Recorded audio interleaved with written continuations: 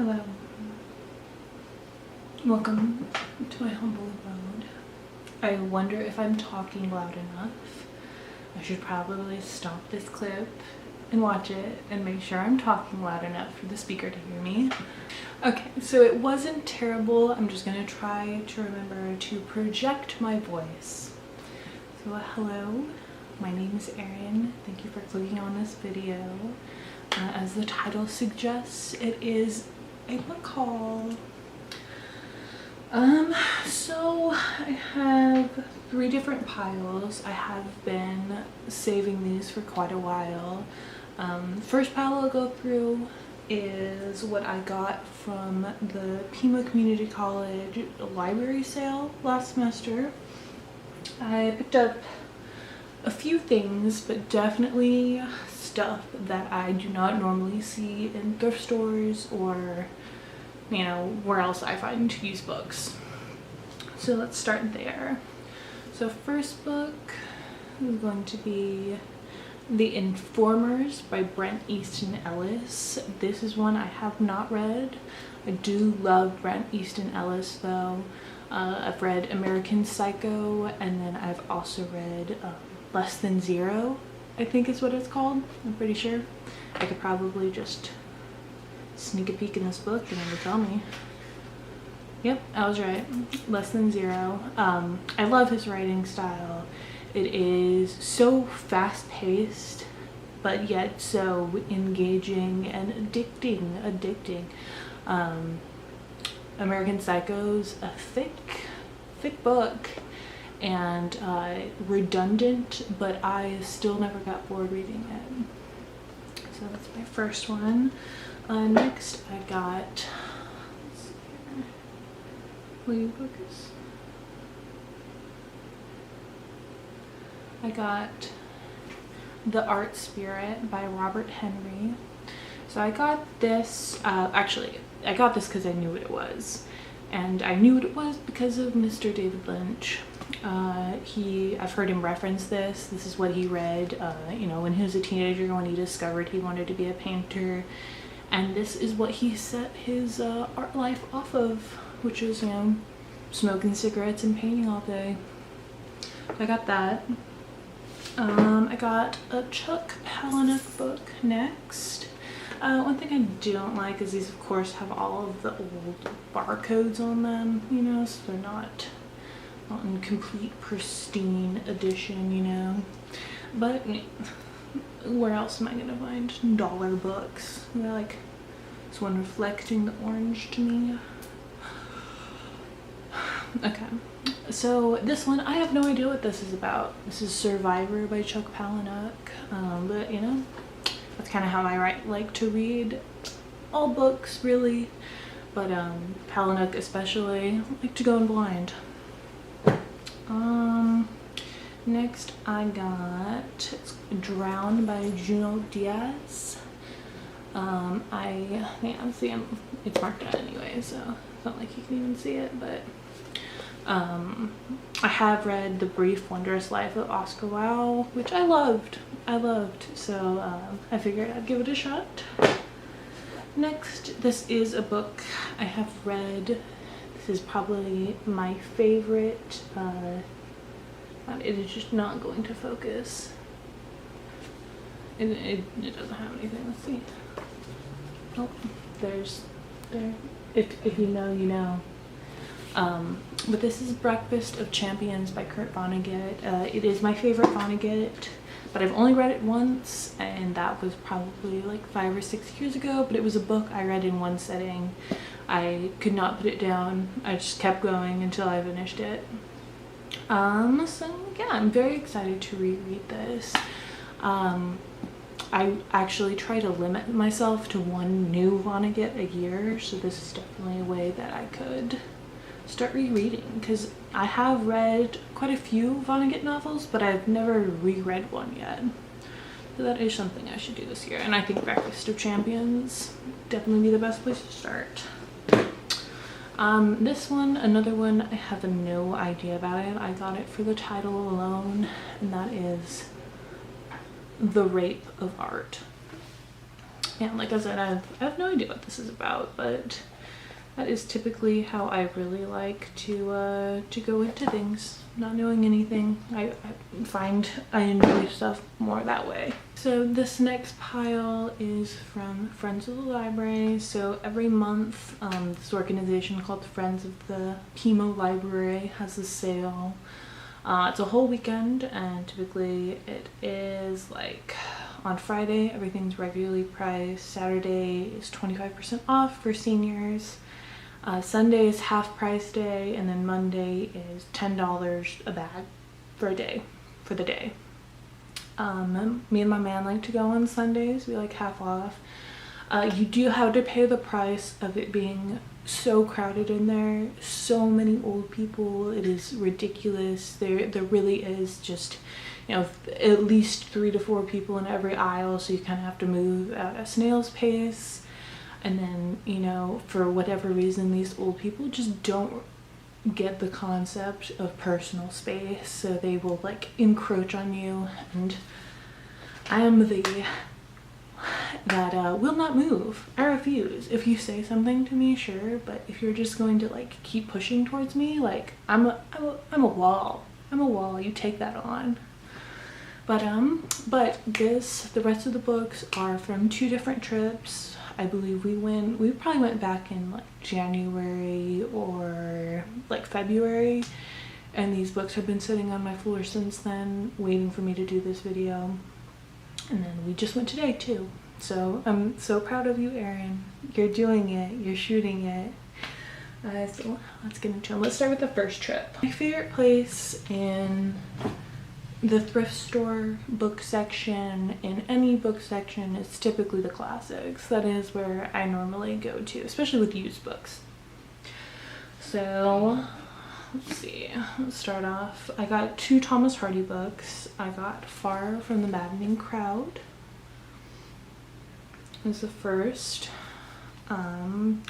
I've heard good things. I've heard Emmy here on BookTube talk a lot about Far from the Maddening Crowd, and the next book that I got, which is Tess of the D'Urbervilles. I have heard more about this one though, but I've heard good things about this, so I just got it. But Tess of the D'Urbervilles by Thomas Hardy. As a book lover and a film lover, anytime there's books in movies, or like a character is reading a book in a movie and I like that character, then that makes me want to read the book. And this is mentioned in Once Upon a Time in Hollywood. Sharon Tate's character goes into a bookstore before she goes and sees her own film, and this is the book she talks about. This is the book, so I'm very intrigued. She loved it, so I'll probably love it as well. I hear it's heartbreaking. I'm always in to get my heart broken. Some Charlotte Bronte, Jane Eyre. I never thought I would read this. I never really had any interest in Jane Austen, Charlotte Bronte, the Bronte sisters. That just wasn't my thing. Victorian era just has never intrigued me that much. Dare I say, I've always thought it was a little boring. But what made me pick this up was it being referenced in another book. It's actually The Cider House Rules. That is an amazing novel, and it is about an orphanage where the girls read Charlotte Bronte and the boys, I want to say, read Great Expectations. I know it's some Dickens book. I can't remember off the top of my head though. But again, from that, I figure, you know, at some point I should probably read Jane Eyre. Next we have some Jean-Paul Sartre. So this is a play. It's No Exit, and 3 other plays. I've never read any plays by Jean-Paul Sartre. I have heard them referenced a lot. There's a YouTube channel, I can't remember the name of it. I'll try to link it in the bio if you're into philosophy. But they have like hour long old videos, and I'm pretty sure they're just old television programs that somebody has uploaded to YouTube. But but I watched one on existentialism, and they referenced Jean-Paul Sartre's plays more than anything else. I have read Nausea by Jean-Paul Sartre, his novel, and I have to say it may be the most boring book I've ever read. I really struggled to get through it, and I did not enjoy it in the normal sense, and then I also did not enjoy it in the sense of an existential way. It was just boring. It was just boring. It didn't make me think. I was just trying to get through it the whole time I was reading it, which to me says I did not like it. Next, I got a paperback. Their mass market paperbacks were really cheap, so I went out on a limb for this one. It's by Joyce Carol Oates. I have to say the only Joyce Carol Oates thing I've read is her short story, God, wherever you're going, there you'll be, something like that. I'll put it here. Here is the correct answer. But that's all I've read. I've heard mixed feelings about Joyce Carol Oates. I've heard some people say she's great, and then others dislike it, not into it. Which, I mean, like, honestly, I think she's written a shitload of books, so, I mean, you can't please everybody, right? Okay, and then lastly, from that first trip, I got The Jungle by Upton Sinclair. Can you read that? So I've never read an Upton Sinclair book. I got this solely based off the back of it. So it's about a slaughterhouse in the very early 20th century, and about how fucked up that was. So, you know, it sounds right up my alley. Okay, so that completes that first trip. I also do have this. This is probably weird. This probably isn't a normal person thing to have, but at my school they have a table of free stuff. It's generally magazines, but you know, I'm a sucker for free stuff, so I typically go and check it out every once in a while when I walk by it. And they had this. It is like a manual textbook that's called Journal of Child Sexual Abuse, and that actually is an area of interest of mine. I'm in film school right now, but I am going to do my master's program for counseling and psychology in probably like a year or two, and an area I really do want to focus on is sexual abuse, pedophiles, as well as, you know, helping survivors recover from that, and then also just the research around it, and just getting a more conclusive picture. So I saw that, again, weird interest that I have, so I picked it up. Now for the batch that I got today. Today it was so busy. It was disgusting. I hated it. It was so much anxiety. That is like the main form of anxiety that I have and I've always had, is groups of people, large crowds, shopping in small areas with a lot of people just sends me through the roof of anxiety. I hate it, but it was worth it. It was worth it, and I will show you why.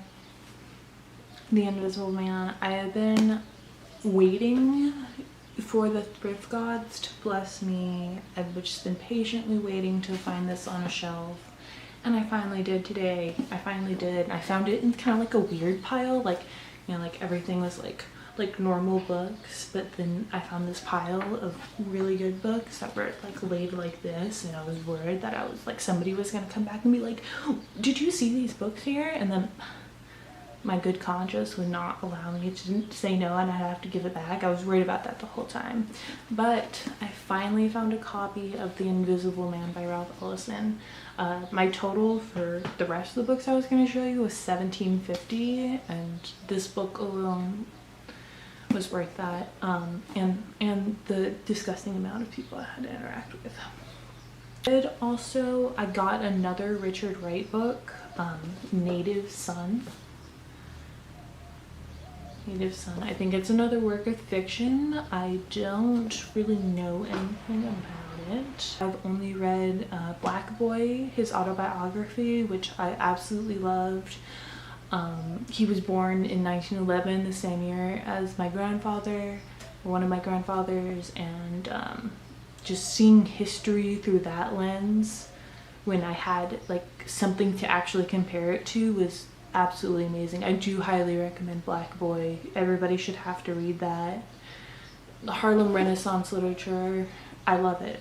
I love it so much. It's so good. It's so good. Next, this is one I have read. I read it probably a couple of years, well actually probably like 5 years ago. Maybe it's like probably 2018 is when I read this. It is really good. It is really good, but it's definitely almost, you know, like poetry. It's kind of stream of consciousness prose that you just kind of gotta stick with, and you generally kind of get more used to it as you read it. I do highly recommend. I gave my other copy to a friend of mine, so I figured I do want this on my shelves, so I got it.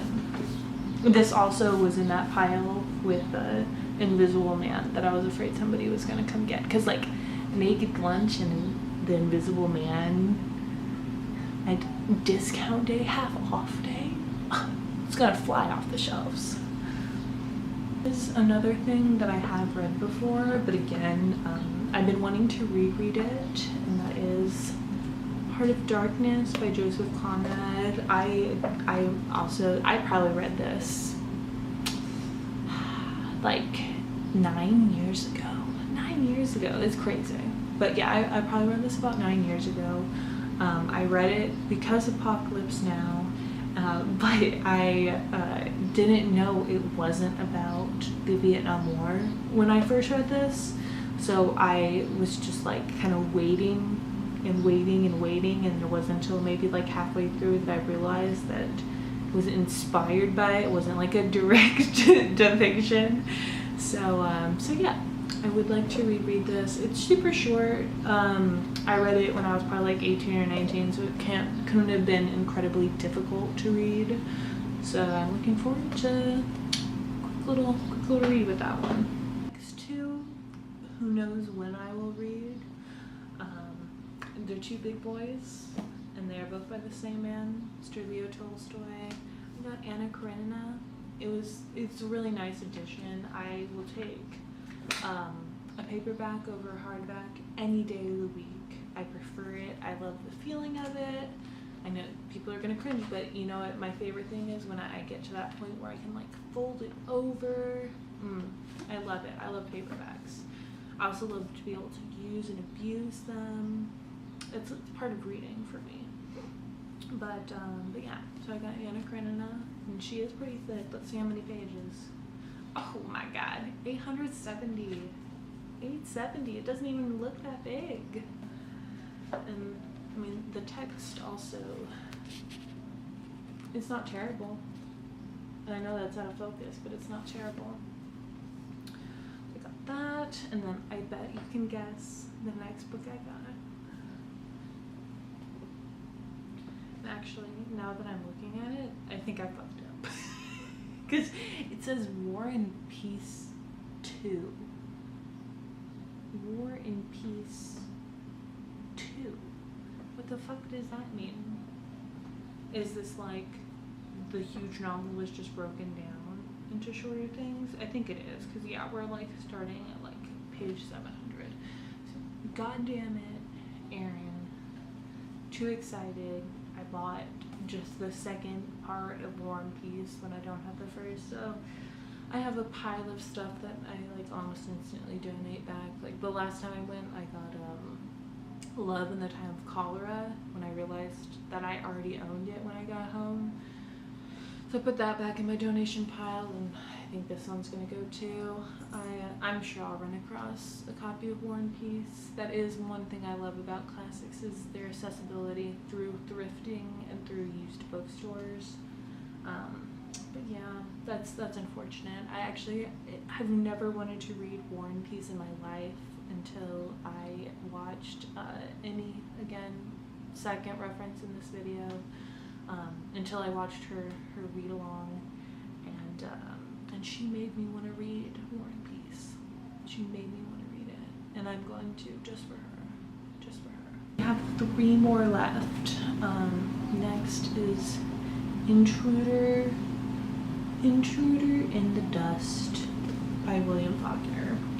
I have no idea what this is about. I will admit, I've never actually read a Faulkner before. I've heard great things. I've heard it's dry. I've heard it's hard to read, but that doesn't deter me at all. I read Sartre's Nausea. I can get through anything. I've read Naked Lunch. I can get through anything. Boring doesn't scare me. So, I figured I'd give this a go. I was just looking at these nice annotations and some math in the back. This is my favorite part about used books. I love seeing what other people have written in them. Just makes you realize how long some of these things have probably been around. Like, this book is for sure older than me. Let's see the copyright on it. It's from Palos Verdes High School. Interesting. Yeah, copyright 1948. I don't see anything after that, so 1948. Do you think this, comment down below, is this book from 1948? Next, I got this because of the controversy I've heard around it, and that is Lady Chatterley's Lover by D.H. Lawrence. This library always has a lot of D.H. Lawrence. Like, you can never tell if that's good or bad in a used place, if there's a lot of a certain author or a certain book. Because either, that means A, maybe it was really popular at some time and it's just become not popular now, or B, nobody wants to read it. So I don't know what this book is about. I'm guessing it is about Lady Chatterley's Lover, but I think I'm gonna just leave that for when I read it. Like I said, I love going in blind. I love not knowing and then finding out. And last but not least, I'm gonna butcher this. I kind of don't even want to attempt saying it. The Gulag Archipelago. The Gulag Archipelago. This is another one. I don't know what this is about. I don't.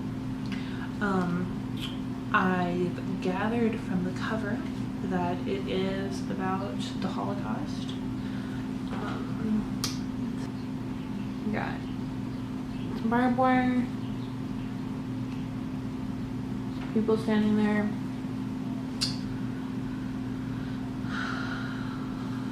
But yeah, I don't know if it's fiction. I don't know if it's a retelling precisely. I don't know. It's copyrighted in 1973.